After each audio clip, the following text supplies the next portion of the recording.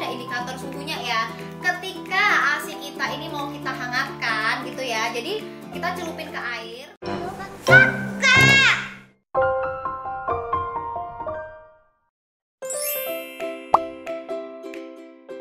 Ini dia kebutuhan untuk ibu menyusui si ASI bag. Apa sih yang membedakan ASI bagnya Mam Uung dengan ASI bag yang lain gitu ya? Aku juga suka banget dipakai ASI bag Mam Uung. Karena apa? Yang pertama, dia itu bahannya matte ya. Jadi di sini tuh bahannya matte. Kita tuh nggak perlu spidol khusus untuk nulis-nulis. Karena kadang itu ya, jadi ibu menyusui masih mau tulisin tanggal aja kita harus bingung cari spidol khususnya di mana, belum kalau hilang. Jadi dipakai bolpen biasa juga bisa ditulisinnya tuh matte. Dan bahannya ini tebel ya. Banyak ASI bag itu yang bahannya tuh tipis, jadi kadang tuh kalau udah beku, terus misal nih kita buka kulkas jatuh jebrek, pecah deh kayak gitu. Itu tanpa kita sadarin ya gitu, ternyata dia pecah. Nah kalau punyanya Mam Uung ini dia tebel dan dia juga ada ziplock di sini ya, jadi double ziplock ya di sini ya. Ini udah di steril, ini udah steril ya, pemakaian ASI bag ini steril banget, ada double ziplocknya, jadi bener-bener aman. Dan juga karena dia itu bahannya tebel ya, kalau misalnya kita buka ini, karena dia tuh bahannya tebel gitu ya, jadi waktu pada saat kita nge-zip gini, nah ini tuh langsung enak banget.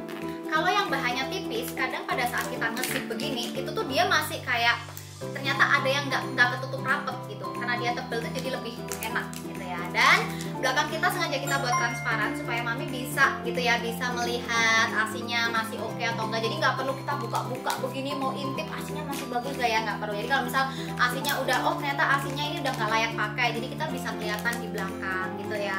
Terus ini isinya 100 ml, tapi dia sebetulnya bisa dipakai sampai 120 ml. Cuma sih aku menyarankan kalau mami-mami gitu ya, apalagi yang epping mom, bisa mau untuk supaya kulkasnya lebih tertata dan space-nya bisa lebih banyak gitu, sebaiknya sih tetap diisi sesuai jumlahnya 100 ml aja, jadi supaya dia nggak terlalu gembung gitu ya.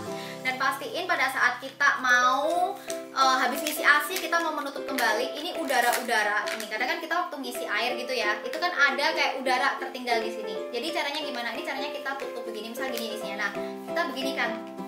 Jadi ini kayak udaranya dibuang ke atas, kita tekan begini, baru diklik pelan-pelan, klik, klik, klik, klik. Jadi ini buat menghilangkan udara yang masuk di dalam ASI kita, begitu. Terus yang paling disukain buat mama-mama, kita ada indikator suhunya. Karena biasanya sebagai ibu yang baru punya anak tuh kita suka bingung ya, ASInya tuh harus suhu berapa sih untuk dipanasin supaya suhunya pas. Karena kita takut kan kalau perubahan suhu yang mendadak itu nanti bikin kualitas ASI kita jadi nggak oke. Nah, jadi di sini ada indikator suhunya ya. Ketika ASI kita ini mau kita hangatkan gitu ya, jadi kita celupin ke air, nanti dia tuh bisa berubah warnanya. Jadi kalau semisal warnanya ini tidak ada perubahan, tuh berarti tetap dingin ya. Kalau dia terlalu panas airnya, itu warnanya hilang semua. Nah, tapi kalau siap itu gimana? Kalau siap itu kalau yang warna biru yang mukanya sedih gini itu hilang, ada tanda smile-nya, itu berarti ASInya siap dihidangkan dan suhunya pas. Gitu ya. Jadi buat mami di sini, apalagi yang untuk ibu baru yang kadang mungkin meninggal anaknya buat kerja, terus misal kasih ASInya ke pengasuh gitu ya. Pengasuhnya bingung. Nah, dengan ASI bagnya Mam Uung ini nih jadi memudahkan, karena pengasuhnya ngerti waktu dicelupin gini, oh terlalu panas ternyata, harus agak ditambahin sedikit suhunya gitu ya, dikurangin supaya pas coba, oh pas ternyata, berarti itu suhu yang pas pada saat kita mau memberikan ASI ini untuk anak kita. Oke, sekarang aku mau tambahin gimana sih sebetulnya cara membekukan dan cara mencairkan ASI gitu ya. Nah, untuk kita habis perah gitu ya, habis perah ASI itu baiknya didiamkan dulu di suhu ruangan, bisa 4-6 jam. Tetapi karena suhu di Indonesia ini sekarang udah tidak stabil gitu ya, suhunya kan harus minimal 25 derajat.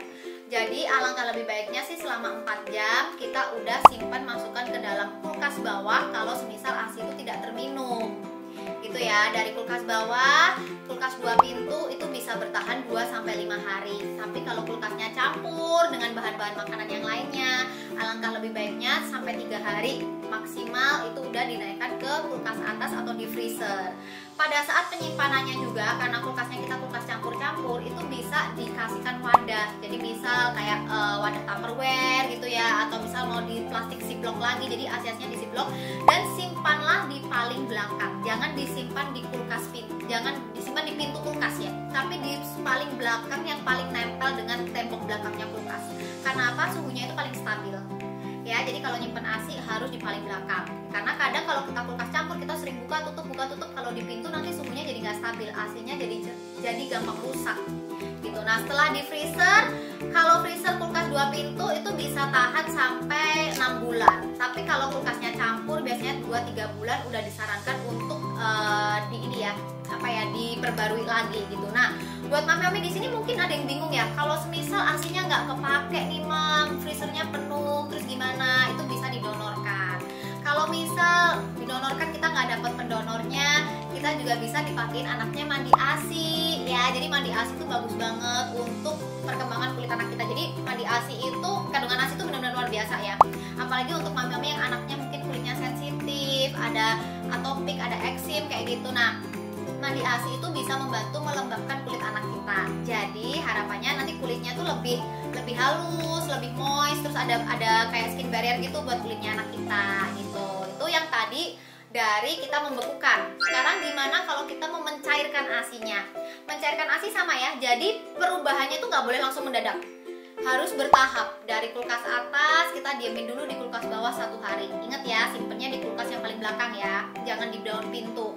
Diemin dulu 1 hari. Setelah itu misal nih kalau 1 hari ternyata masih ada beku-bekunya, gimana? Kita bisa celupin ke air dingin dulu. Jadi misal ada wadah, celupin ke air dingin sampai dia udah mencair semua, baru kita pindahin ke air yang hangat. Kalau misal maminya terburu-buru gitu ya, lupa nih nggak nurunin ASI bagnya, nggak nurunin ASInya dari kulkas atas, gimana?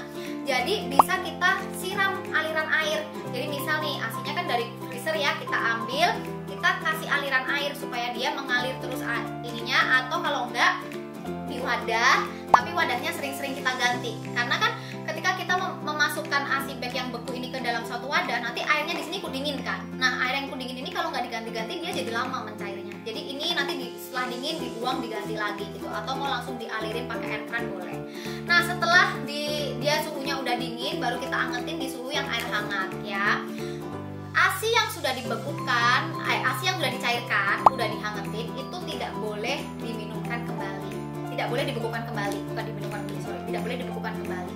Jadi semisal mami-mami kalau yang mau ninggal kerja, kadang kan stok ASI masih pas-pasan nih, terus habis gitu gimana ya mam, anakku minumnya masih 60 ml, 40 ml, sisanya tuh berharga banget buat aku gitu. Jadi gimana supaya kita bisa hemat? Jadi gini caranya, ketika dari kulkas atas freezer kita turunkan ke kulkas bawah, yang mau dihangetin itu berapa, pindah ke wadah. Misal pindah ke wadah apa ya, misal ada botol kayak gini nih, botolnya Mam Uung nih. Nah ini kan bisa kita buat wadah nih ya, bisa kita pindahkan ke wadah dulu. Sebanyak anak biasanya per kali minum berapa? Oh 60, oke kita pindahkan 60. Jadi sisa yang ini tadi yang belum dihangatkan itu tetap bisa ditaruh di kulkas bawah sampai 1 hari, selama 1 hari gitu. Tapi kalau udah dihangatkan, ini batas maksimalnya adalah 2 jam ya. Setelah 2 jam habis nggak habis itu udah harus dibuang. Kalau aku biasanya sayang banget ya kalau ada ASI sisa dibuang gitu. Jadi biasanya sisa anak aku minum tuh aku pakai mandi anak aku, mandi mewah, mandi ASI gitu, supaya dia kulitnya makin glowing gitu ya mam ya. Jadi itu tadi ya caranya buat mama-mama yang misal nih mau ninggal anaknya kerja dan anaknya minumnya masih sedikit, bisa dipindahin secara bertahap. Dan ketika nanti kita mau minumin anak pas kita lagi tinggal kerja, boleh pakai media cangkir gitu. Jadi nanti bisa kita tuang sesuai dengan kebutuhan anak sedikit-sedikit buat diminumin ke anaknya. Begitu ya mam ya. Jadi untuk cara mencairkan ataupun membekukan itu sebetulnya tidak susah gitu, itu mudah banget. Dan kalian juga bisa akses semua informasi ini, edukasi ini di Instagramnya Mam Uung, di YouTube-nya Mam Uung, ataupun misal mau konsultasi gratis di timnya Mam Uung juga bisa. 24 jam kita selalu ready buat kalian. Thank you semuanya.